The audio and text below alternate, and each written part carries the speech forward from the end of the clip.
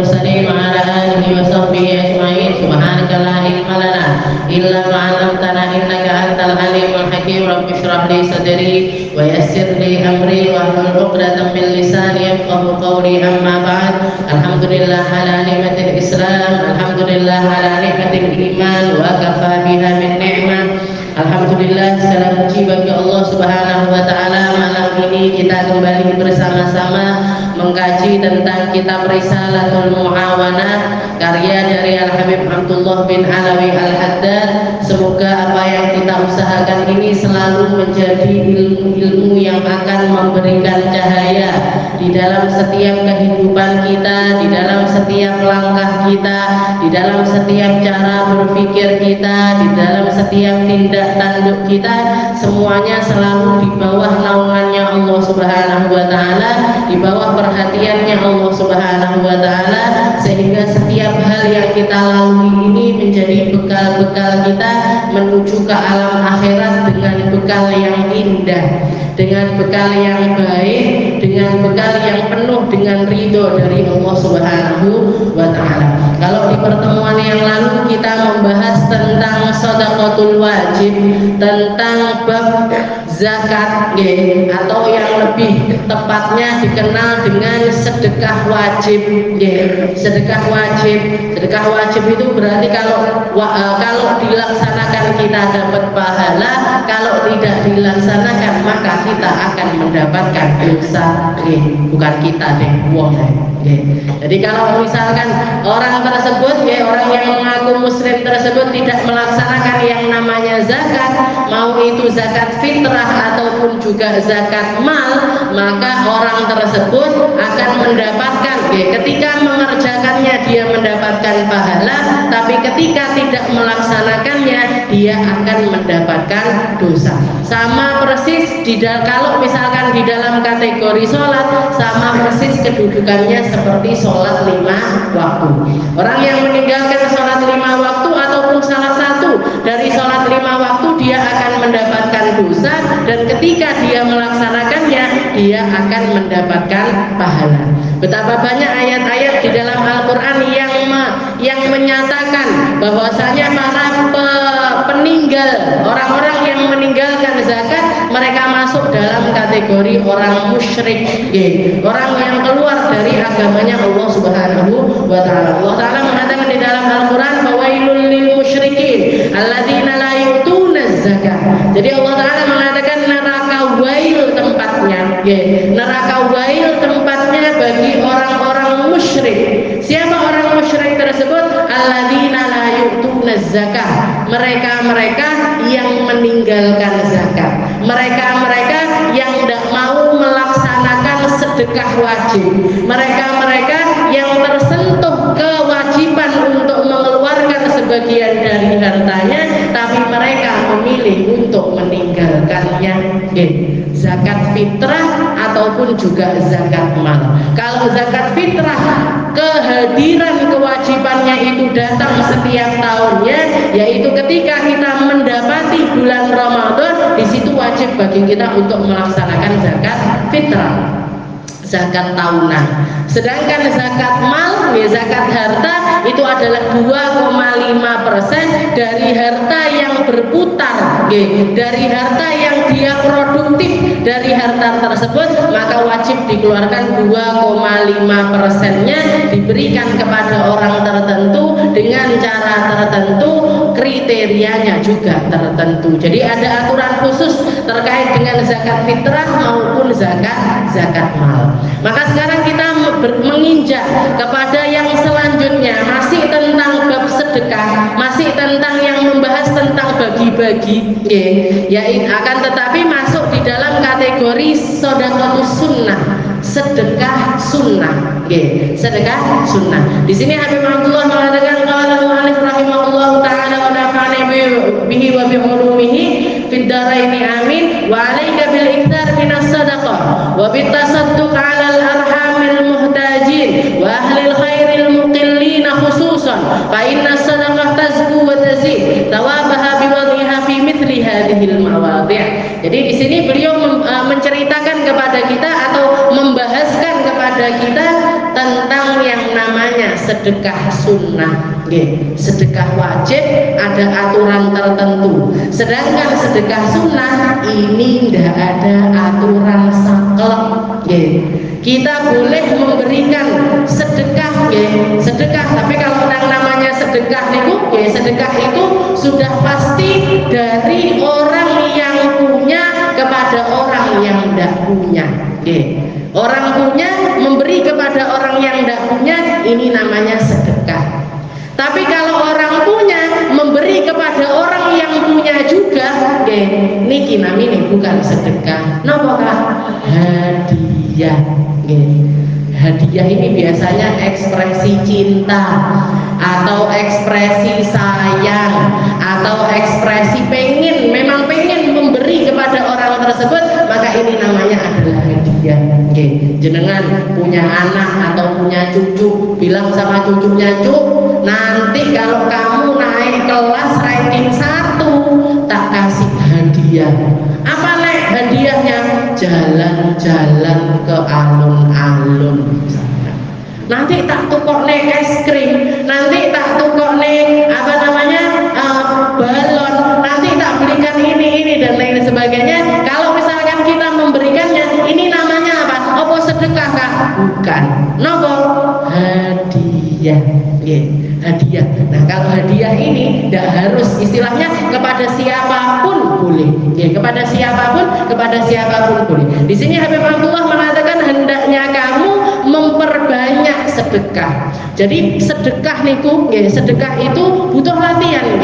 Sedekah itu memberi itu adalah sebuah tindakan yang bisa dilakukan oleh siapapun dan tidak ada aturan tertentu. Semua orang punya potensi yang sama untuk memberi. Semua orang punya potensi yang sama untuk memberi, tinggal kadar memberinya saja yang berbeda-beda. Tinggal kadar memberinya saja yang berbeda. Karena memang Allah Subhanahu wa taala itu menakdirkan di alam semesta ini ada orang yang dikasih rezeki harta. Ada orang yang dikasih rezeki harta itu luas sekali. Luas sekali, bahkan berkali-kali lipat dibandingkan yang dia butuhkan. Dia butuhnya sehari itu misalkan hariannya dia butuhnya keluar untuk makan, untuk pakaian dan lain sebagainya cukup, misalkan cukup di angka 50.000. Tapi ternyata penghasilannya dia 200.000 atau 300.000 atau 400.000. Niki kan di atas, istilahnya berkali-kali lipat dibandingkan yang dia butuhkan. Tapi ada juga orang yang lain, ada yang sebaliknya lagi. Sebaliknya gimana? Ada orang yang kebutuhannya sama pendapatannya sama Allah Ta'ala ini dikasih kurang. Saya butuhnya sehari itu 100.000. Kenapa? Anakku 10 ya Kak. Misalkan kalau misalkan cuma 50.000, sing makan mau sebocah separuh, berasnya tidak cukup, lauknya tidak cukup, misalkan saya butuhnya itu sehari 100.000, ternyata pendapatannya 50.000. Makanya dikatakan Allah Ta'ala itu ada yang diluaskan sama Allah Ta'ala, ada yang dipasne, ada yang ngepres sekali, butuhnya 50.000, dapatnya juga 50.000. Ada juga yang kurang, ada juga yang kurang. Dan rezeki berupa harta itu, sama Allah Ta'ala kita sebagai manusia memang dikasih rasa senang dengan rezeki. Betul. Jenengan lek ndelok duit abang-abang sama biru-biru, pilih pundi? Abang sing rada ungu napa abang sing memang tenanan? Ndak ada. Kalau istilahnya kalau orang ditanya, semua orang masih yo toh artis-artis, masih yo orang-orang yang hartanya itu berlimpah sekalipun, kalau ditanya kamu senengan punya duit apa senengan enggak punya duit? Senengan duit. Jadi memang kriterianya hati itu Allah Ta'ala ngasih rezeki, dikasih kecintaan terhadap rezeki tersebut.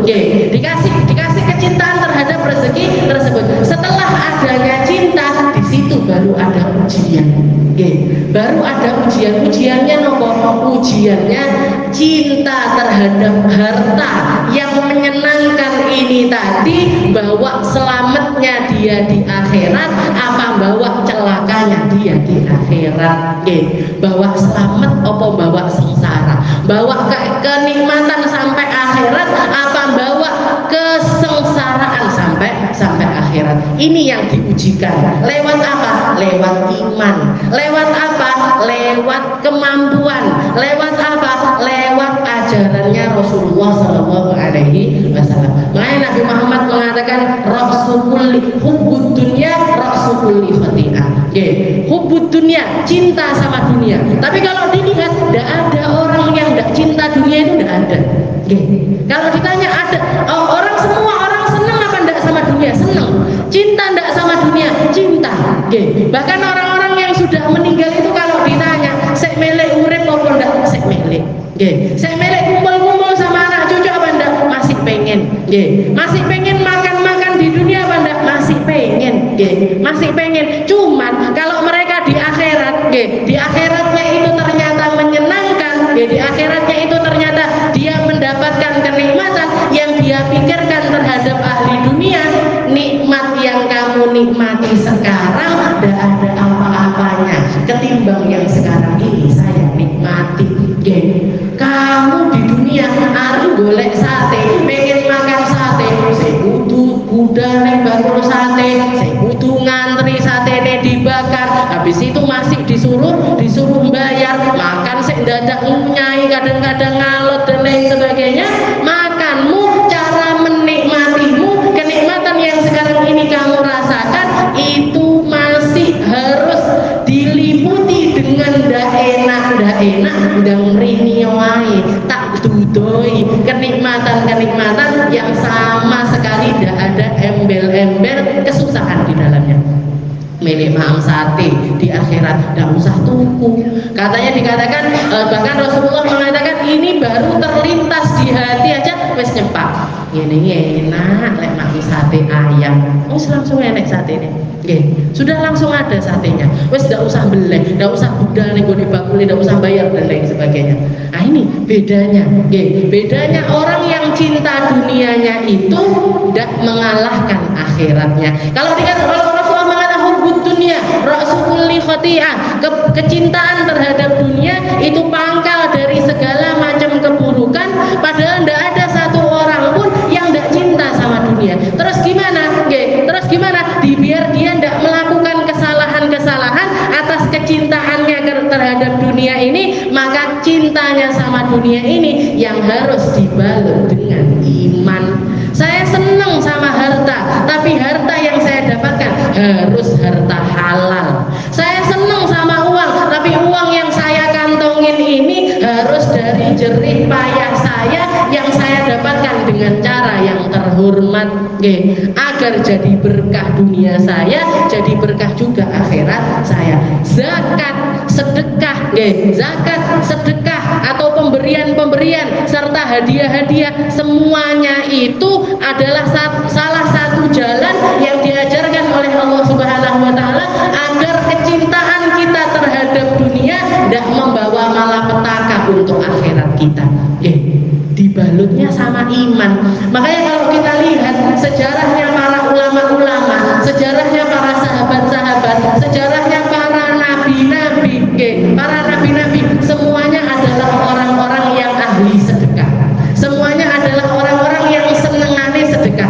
Semuanya adalah orang-orang yang selalu ngambil porsi dari sedekah semampu yang dia bisa. Semampunya yang mereka bisa lakukan. Sing iso akeh nggih sedekah akeh. Sing isone titik ya sedekah titik. Lek isone sedekah pakai bau, pakai jasa, ya dia sedekah pakai jasanya. Kalau dia bisanya sedekah pakai ilmu, ya disedekahkan ilmunya. Kalau yang bisa dia sedekahkan adalah senyuman yang indah, dia juga akan menyedekahkan senyuman yang indah tersebut. Tapi intinya semuanya nopo, semuanya nyari ridhonya Allah Subhanahu wa taala. Nyari ridhonya Allah. Makanya berapa banyak Rasulullah itu menceritakan ada seorang sahabat, ada seorang pembantunya Nabi. Jadi pembantunya Nabi ini orang yang dikatakan oleh malaikat Jibril,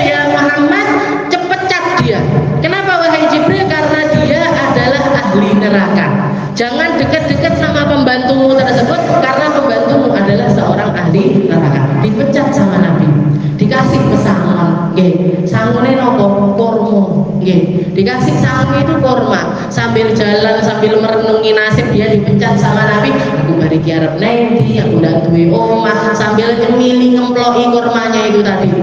Sampai habis, misalkan kasih sekantong habis tinggal 1 biji. Ketika dia nyuapkan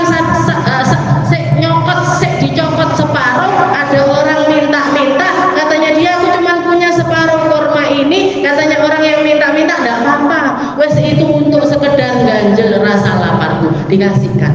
Tidak lama malaikat Jibril datang lagi kepada Nabi Muhammad, ya Muhammad, panggil lagi itu pembantumu, fa innahu min ahlil jannah, karena dia adalah penduduk surga.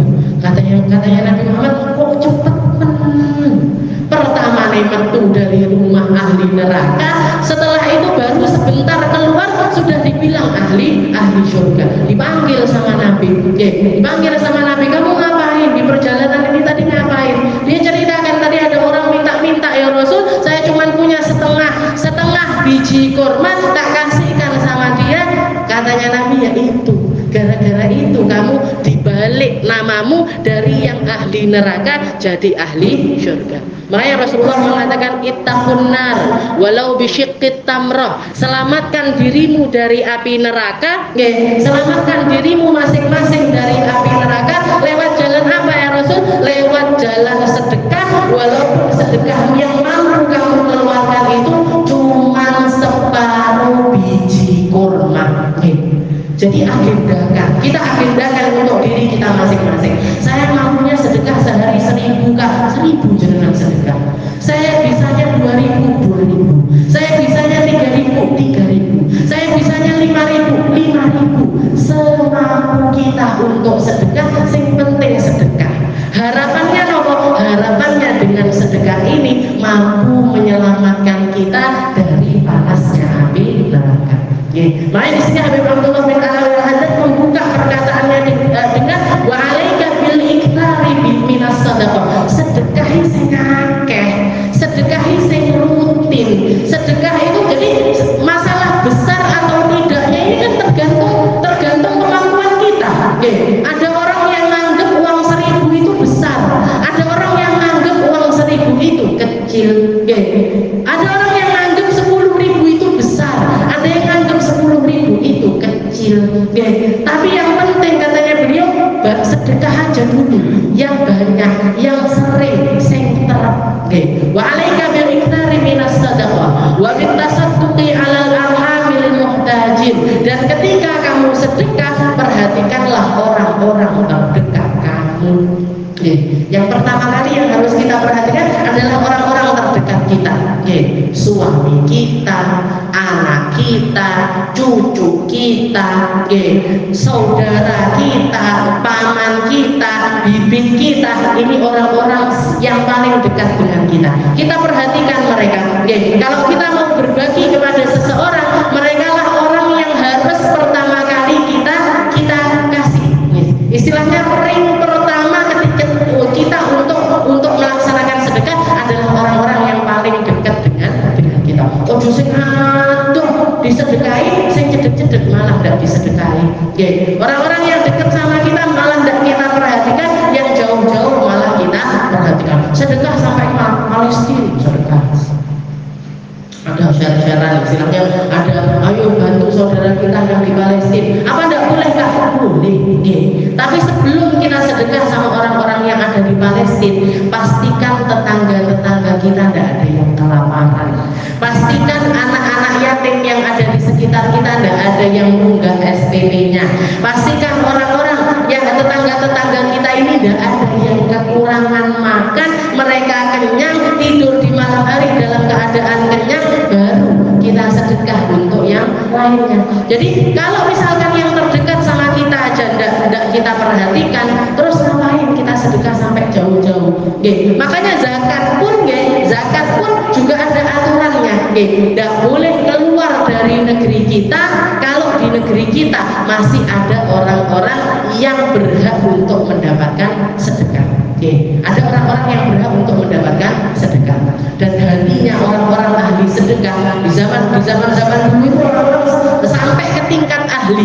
Di dalam salah satu hadisnya Rasulullah mengatakan Nahnu fi zaman, katanya Nabi, kita ini ada di zaman di mana orang ahli ibadahnya itu banyak, orang-orang yang ngerti tentang agama itu banyak, yang tukang khotbah sedikit. Setelah itu kafir, orang kayanya banyak, orang yang minta sedikit. Di zaman Nabi orang yang sedekah itu banyak, yang minta itu sedikit. Orang yang minta di zaman Nabi, di zaman para sahabat, di zaman setelahnya bahkan itu mereka tidak akan pernah ngantungkan tangan kalau di rumahnya itu masih ada makanan yang bisa dimakan hari ini. Jadi kalau ada orang sampai minta itu ketika di rumahnya sudah tidak ada makanan lagi, sudah sehari, 2 hari, bahkan sampai 3 hari mereka tidak bisa makan, baru terpaksa keluar minta-minta. Orang sekarang, saya pernah melihat di TV itu ada wawancara orang-orang yang minta-minta di pinggir jalan itu, ketika musim mudik, jadi lalu lintasnya pas rame, ada orang anak muda pakai gitarnya ditanya, pengemis itu ditanya berapa omsetnya hari ini. Istilahnya ketika musim mudik itu seharian itu bisa dapat berapa? Alhamdulillah 2 juta. Sehari 2 juta. Sesasi pinter. Sesasi tak iso budal umroh niku. Jadi sehari omsetnya itu 2 juta katanya. Sedangkan bakul niku, bakul apa? Ada jadi di pinggir jalan itu ada orang bakar-bakar istilahnya jualan jagung bakar. Jualan jagung bakar. Ditanya omsetnya berapa? Omsetnya berapa? Alhamdulillah di 1,5 juta sampai 2 juta. Podo antara tukang jagung bakar sama pengemis. Nah, pengemis ini tidak pakai karyawan, tidak pakai beli jagung, tidak pakai beli mentega, tidak pakai beli kompor, tidak pakai beli areng, tidak usah dadak bakar-bakar seharian, pokoknya modal ngatur 2 juta sehari. Ini orang-orang seperti ini yang dikatakan oleh Rasulullah SAW nanti di akhirat mukanya saking malunya dia, saking malunya orang tersebut, wajahnya ini akan rontok sampai ke bawah, mukanya rata, punya mata jatuh sampai ke bawah, hidung jatuh sampai ke bawah. Di padang mahsyar dia dalam keadaan yang semacam itu. Kenapa? Saking kalau kita ada peribahasa mengatakan ketika kita malu kita mengatakan ndak duwe rai aku. Ketika kita malu datang ke kondangan misalkan salah jamnya, undangannya jam 9 pagi kita datang jam 9 malam. Kita bakalan ngomong ndak duwe rai aku ke sana caranya sudah bubar wis aku lah gawe rapi ayu wis bengesan dan lain sebagainya, ternyata acaranya sudah selesai. Kita katakan nggak duwe rai, nggak punya muka saya. Ini cuma peribahasa, mukanya jenengan tetap ada loh betul. Tetap, hidungnya yo bangga, mulutnya tetap, matanya juga tetap, cuma malu aja di dalam hati. Tapi orang-orang yang minta, padahal mereka tidak butuh, padahal masih ada yang dimakan, masih kuat untuk bekerja, masih kuat untuk mendapatkan rezeki dengan jalan yang terhormat, nanti di akhirat sama Allah Ta'ala diratakan mukanya. Diratakan mukanya, bener-bener tidak punya muka, saking malunya. Jadi ngadep sampai di hadapan Allah Ta'ala mukanya sudah tidak ada, karena saking malunya dia. Ini makanya di zaman itu, di zaman Nabi, orang ketika minta mereka benar-benar tidak punya, dan yang bagi-bagi ini banyak. Makanya di zamannya Rasulullah SAW itu kenikmatan yang diberikan sama Allah Ta'ala, barokah dari segala sesuatu, berkah dari segala macam rezeki, niku luas seluas-luasnya. Para Rasulullah sendiri mengatakan khairul quruni qarni, sebaik-baik masa adalah masaku. Dan setelah zamannya Nabi Muhammad, zaman terindah itu zamannya siapa? Zamannya Sayyidina Isa. Zaman zamannya Nabi Isa ibnu Maryam, putranya Sayyidah Maryam. Di zamannya Sayyidina Isa itu dikatakan satu buah delima, satu buah delima itu dimakan orang sak kampung, semuanya itu seger, saking berkah. Dan orang ketika di sebuah negeri yang dinamakan baldatun thayyibatun wa rabbul ghafur, negeri yang indah, negeri yang baik, sehingga Allah Ta'ala mau menurunkan rahmatnya, mau menurunkan ampunan di tempat tersebut, itu istilahnya paling nyatanya, yang paling dirasakannya adalah ketika orang-orang kayanya punya rasa zuhud yang tinggi di dalam hatinya, sedangkan orang-orang miskin penuh berhiaskan dengan akhlaknya sehingga mereka enggan untuk meminta-minta. Yang kaya zuhudnya sederhananya mengambil dari harta yang Allah Ta'ala berikan kepada mereka ini untuk di jalannya Allah Ta'ala juga, sedangkan orang-orang miskinnya, sedangkan orang-orang tidak punyanya merasa cukup dengan apa yang Allah Ta'ala berikan dan malu untuk meminta-minta. Itu pertanda kalau negeri itu adalah negeri yang diridhoi sama Allah Subhanahu wa Ta'ala. Kita lihat kenapa kok zaman sekarang ini semua hal koyo udah enek barokah, waktu ndak berkah, umur ndak berkah, makanan ndak berkah. Gitu. Zaman saya kecil itu saya ingat umi saya itu kalau dulang anak-anak nasi sama telur satu, dulang anak 3 cukup. Sekarang bujang siji sak piring, telurnya 1 kurang sih kadang-kadang. Bu, lalu kayak dokter, tidak ada tempe. Bu, tidak ada ayam goreng, tidak ada ini.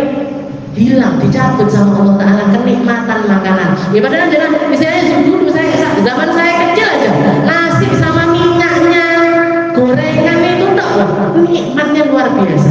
Nikmat, berkah itu tempatnya di nikmat, dicukup, nikmat dan cukup itu tandanya kalau ada berkah di tempat tersebut. Ketika tidak ada kenikmatan lagi, ketika tidak cukup lagi, itu pertanda bahwasanya tidak ada zuhud di dalam diri kita, dan tidak ada akhlak yang indah yang menghiasi akhlak kita, yang menghiasi jiwa-jiwa kita. Semoga Allah Ta'ala balikkan keadaan lagi, barokahnya ditambah, zuhudnya ditambah, sabarnya ditambah, ikhlasnya ditambah. Salah satu usahanya gimana? Banyak sedekah, banyak sedekah. Ini jalan paling cepat menyelamatkan diri dari api neraka. Ini jalan yang paling cepat untuk pengabulan setiap doa. Ini jalan yang paling cepat untuk minta hajat-hajat sama Allah Ta'ala. Ini jalan paling cepat untuk menyelamatkan hidup kita di dunia sampai di akhirat nanti.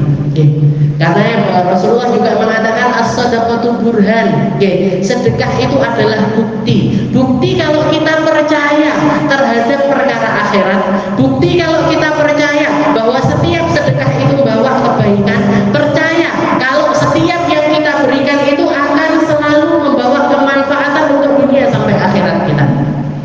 Sampai dicontohkan sama Rasulullah SAW. Nabi Muhammad itu pernah menceritakan di masa Bani Israel, di zaman Bani Israel itu kan banyak perkara-perkara aneh-aneh yang terjadi. Ini banyak diceritakan sama Nabi. Pernah ada satu orang laki-laki, tidak punya, bukan orang yang luas hartanya, enggak, tapi dia itu orang pas-pasan, tapi punya keinginan yang sangat kuat untuk bersedekah. Terus dia itu melihat misalkan pendapatan saya itu sehari itu cuman 50.000 misalkan. Lek tak sedekah nih, kalau misalkan saya cuma sedekah itu 1.000 atau 2.000 atau 5.000, ini kok koyok istilahnya kok kayak sedikit sekali ya. Wes tak kelompok nih ay. Akhirnya dia sedekah, istilahnya dia itu mengumpulkan. Jadi sedekahnya itu dikumpulkan 5.000, 1.000, 2.000, dikumpulkan sampai setahun. Setelah setahun dibentuk, dibuka, ditaruh di dalam amplop, zaman dulu ditaruh di dalam kantong gitu, kayak tempatnya uang dari kain seperti itu, dimasukkan ke dalam tempat tersebut. Dikit-dikit, tapi kalau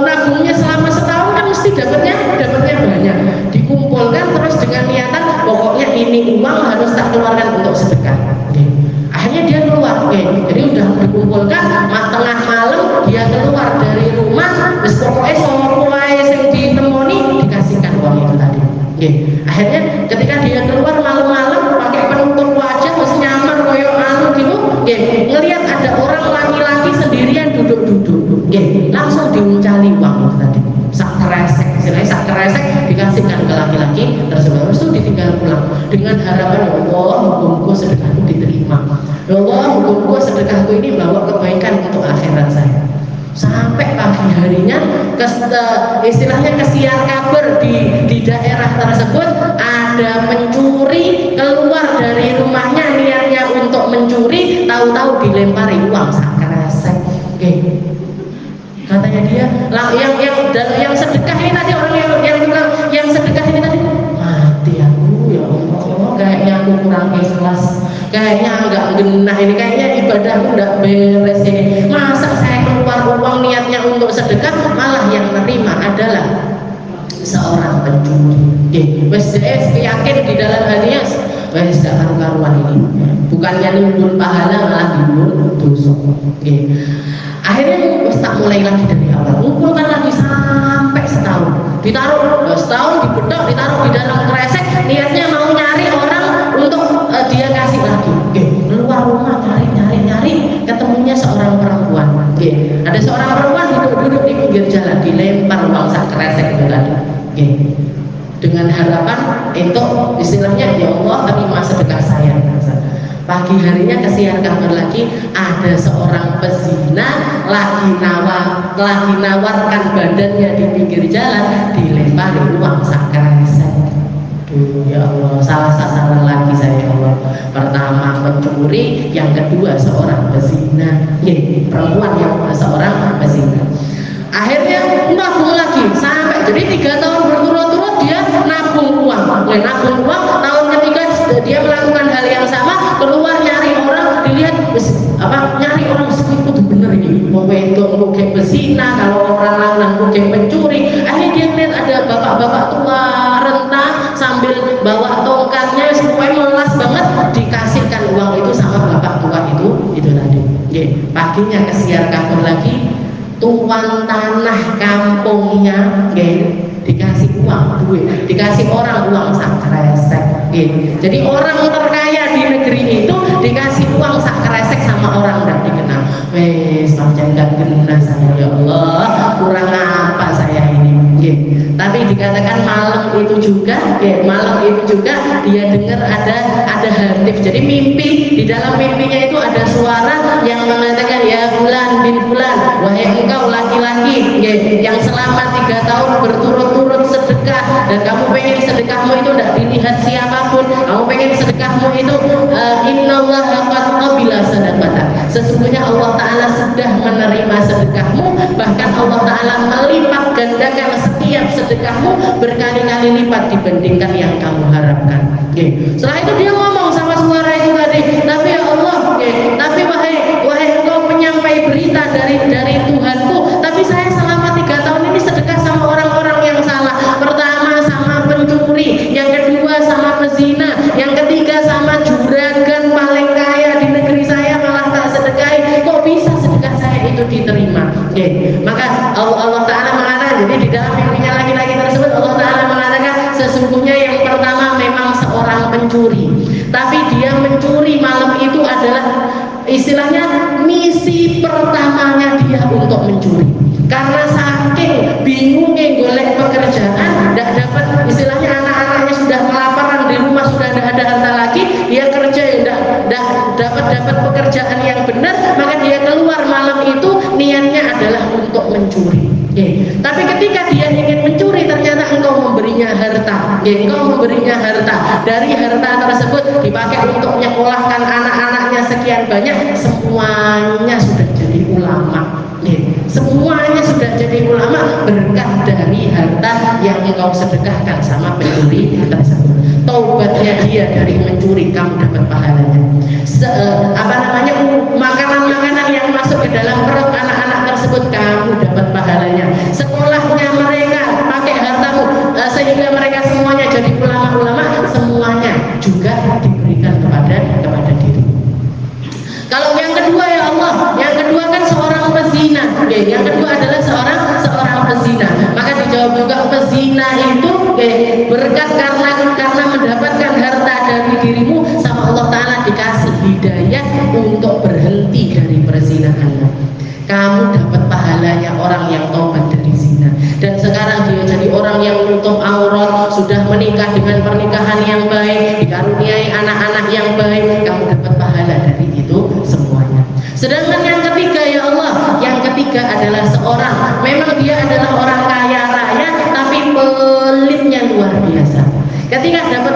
sedekah dari kamu, dia langsung berpikir, kalau aku orang yang kaya raya dikei sedekah sama orang, maka apa jadinya hartaku yang luar biasa banyaknya ini, kenapa tidak saya sedekahkan? Akhirnya semenjak saat itu dia jadi ahli sedekah, bahkan bangun masjid, bangun pesantren, bangun musola, nyekolahkan anak-anak yatim, nyekolahkan istilahnya menyantuni janda-janda miskin. Dia melakukan sedekah yang luar biasa banyak karena mendapatkan sedekah dari dirimu, dan kamu dapat pahalanya itu semuanya. Jadi diterima. Jadi istilahnya gitu, sedekah itu nggak mungkin salah alamat, Bu. Sedekah itu akan tahu jalannya sendiri, akan tahu jalannya sendiri, akan tahu caranya sendiri, dan akan tahu bagaimana dia akan pergi dan mau kemana. Allah Ta'ala, jadi kan nggak usah mikir kalau keluar supaya ke KI, bisa mau betul, nggak usah. Kalau sekedar yang kecil-kecil istilahnya seperti itu, maka tidak apa-apa, jangan sedekahkan kepada siapa saja. Tapi kalau misalkan nominalnya itu banyak, nah di sini Habib Abdullah bil iktar minas sadaqah bitasadduq 'alal arhamil muhtajin. Nah, jadi ring utamanya adalah orang-orang yang membutuhkan dari keluarga kita. Wa ahlul khairil muqillin. Nah, baru setelah itu kita cari orang-orang miskin, tapi mereka adalah orang miskin yang menahan dirinya untuk minta-minta. Ini prioritaskan. Walaupun dari ajarannya Nabi ini tidak mungkin sedekah itu tidak mungkin salah, itu tidak mungkin. Pasti nyari jalannya sendiri. Tapi ada baiknya kita nyari tempat-tempat yang memang di situ dipakai untuk kebaikan, untuk kita prioritaskan kebaikan-kebaikan tersebut. Ahlul khairil muqillina khususan fa inna sadaqah tazku wa tazid thawabaha bi wadhiha fi mithli hadhil mawadhi. Karena sedekah itu akan naik dengan sendirinya, berkembang dengan sendirinya ketika dia itu dikeluarkan. Dan ketika kita jadi orang-orang yang ahli sedekah, dimulai dari sedekah yang kecil-kecil tapi terus istiqomah dan pengennya itu selalu bertambah, Allah Ta'ala bukan cuma pahalanya yang ditambah, tapi rezekinya juga yang akan ditambah sama Allah Subhanahu wa Ta'ala. Jadi uang itu, harta ketika disedekahkan itu bukannya berkurang, tapi pasti akan berkembang dan pasti akan bertambah. Seperti keyakinannya Sayyidah Rabi'atul Adawiyah.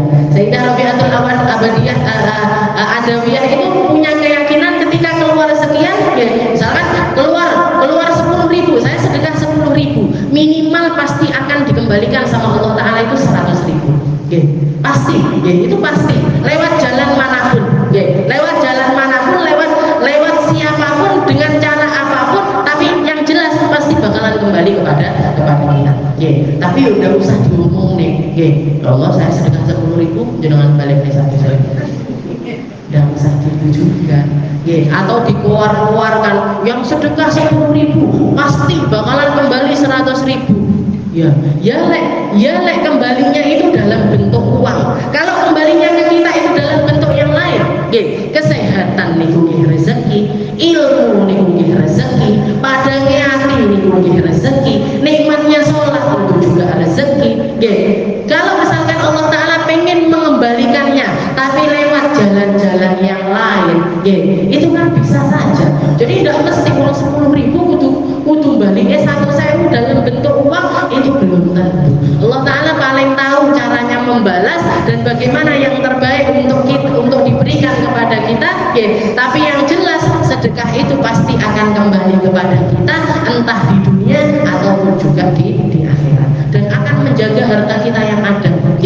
Harta itu bukan cuma uang, segala hal yang kita miliki itu harta. Di Bani Israel juga pernah ada satu kejadian, ada seorang perempuan lagi makan di warung, ada perempuan lagi makan di warung. Ketika dia mau nyuap, sendok yang terakhir ini sudah masuk ke dalam mulutnya, tahu-tahu ada seorang anak kecil, istilahnya ada orang minta bilang dengan istilahnya ngasih isyarat ke mulutnya itu gini, maksudnya saya minta makan.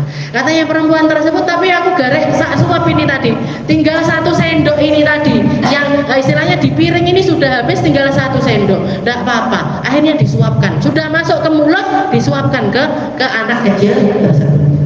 Selang beberapa hari, tidak sampai tahunan, selang beberapa hari dikatakan ketika dia itu lagi jalan sama anaknya, jadi dia punya anak kecil, punya anak umur 3 tahun atau 4 tahunan, saya kecil, istilahnya seperti itu, lagi jalan-jalan di pinggir hutan, tahu-tahu keluar dari hutan itu seekor serigala. Anaknya wis dimplok sama serigala. Jadi sudah ada di dalam mulutnya serigala tersebut, tahu-tahu datang seorang laki-laki ganteng luar biasa, ngelus serigalanya tersebut sambil mengeluarkan anaknya, putranya dari mulut si serigala ini tadi. Dikeluarkan selamat, tidak luka sama sekali, tidak ada cacatnya sama sekali, padahal sudah ada di dalam mulutnya serigala tersebut. Akhirnya perempuan tersebut mengatakan, ya rojul, wahai laki-laki, man anta, siapa kamu yang menyelamatkan, kok bisa kamu menyelamatkan dengan gagah perkasanya, dengan tidak ada rasa takutnya, buka mulutnya serigala, mengeluarkan putra saya dari mulut serigala tersebut. Man anta, siapa kamu?